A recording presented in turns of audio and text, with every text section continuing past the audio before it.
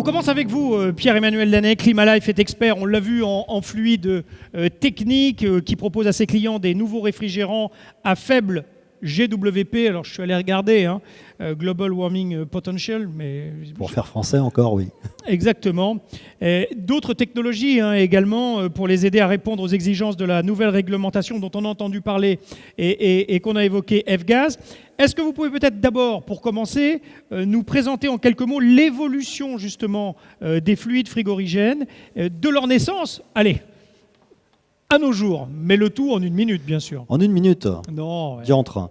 Donc effectivement, l'évolution des fluides frigorigènes n'a pas été un long fleuve tranquille, puisque avant les CFC qui sont apparus à peu près dans les années 1920, on avait des différents alcools qui servaient à faire du froid. Et les CFC sont arrivés pour sécuriser tout cela. On est passé de produits dangereux à produits non dangereux.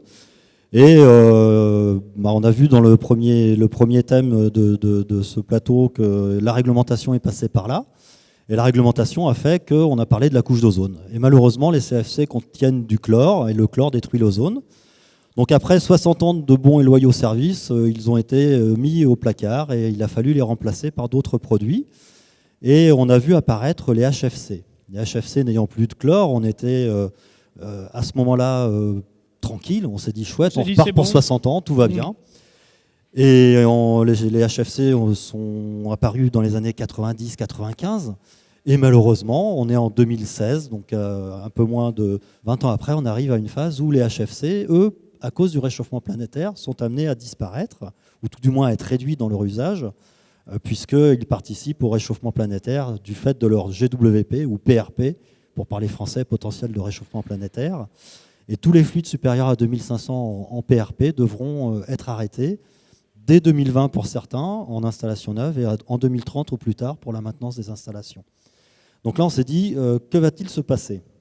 Eh bien, on a quand même des produits qui ont traversé les années. L'ammoniac est un fluide qui est apparu dès le début du froid et qui est utilisé de façon importante dans le domaine de l'industrie agroalimentaire en particulier. Mais l'ammoniac, c'est un produit qui présente quelques défauts. Il est inflammable et toxique.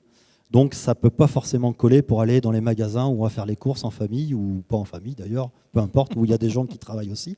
Un produit toxique dans ces milieux-là, ce n'est pas forcément très très adapté. On voit avec l'arrêt des HCFC, des CFC, réapparaître d'anciens fluides comme le CO2. Alors le CO2 est présenté comme la plus belle mariée du monde. On dit que c'est un fluide naturel, on dit qu'il n'a que des avantages. C'est vrai pour une partie.